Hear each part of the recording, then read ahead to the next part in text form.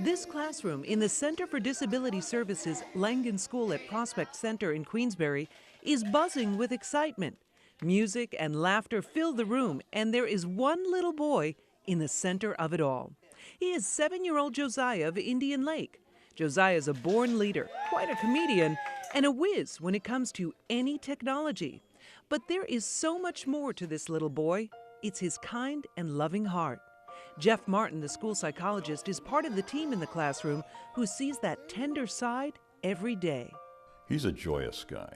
He really enjoys music, he enjoys people, he enjoys talking to adults. He can carry on an adult conversation. He cares about people. He asks you how you're feeling. Are you okay today? So if you aren't feeling okay, he picks up on it. And he lets you know he's there for you. Life isn't easy for Josiah. He may be only 7, but he's already faced a lifetime of challenges. And along with the inability to kind of work his arms the way he wants them to, and his legs and his hands, comes a lot of frustration because he thinks he ought to be able to do this. He's got a very sharp mind, very sharp, but the body just doesn't work the way he wants it to. The warm and caring side of Josiah he learned from his mom, Heather. Heather had the courage, strength, and compassion to adopt Josiah when his prognosis at birth was grave. We actually got the call about that he was there ready for an adoption, and he was 2.5 months old. And we talked to the doctor that delivered him, and she said he came out, he was gray. His APGAR score was 1, which 0 was dead, essentially. And she didn't think he would make it, and then he pulled through.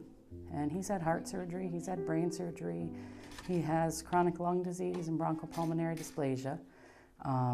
He's had a lung collapse before, and while he does have a moderate to severe cerebral palsy, it's not as bad as they predicted it could have been. Josiah is living proof that the center provides a place where people get better at life. Prospect's really been amazing because, it started out when we first moved up here. He was going into the preschool, and at the time he didn't talk very much, and by the end of that first year, he was talking well enough to graduate from speech therapy. We tried to mainstream him in kindergarten, and I figured, it's a small rural school, there's only 6 kids in his class, he should be fine with a 1-to-1 aide to help out. And I didn't realize how much people didn't understand his special needs and how drastically different his abilities were from other kids his age.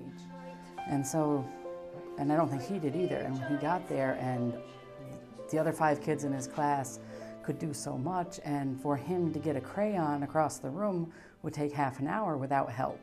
It would frustrate him. He always wanted to do it himself. And so trying a year in mainstream just really set him back. It set him back emotionally. It set him back in a lot of ways developmentally, because he was so frustrated and he got so angry at his own disability. When we finally came back to Prospect, they were able to really meet his needs, both his academic needs and his social emotional needs, in a way that he was free to learn. He was free to make mistakes and not feel like it was the end of the world. There's so much to that guy. He's such an overcoming person. He's come an awful long way. And I see him either in a normal school situation or excelling somewhere else. But we're going to hear about him, hear good things about him. He's going to be a leader. And he's got this spirit that just doesn't quit. There's a hand of kindness holding me, holding on to me. Join us.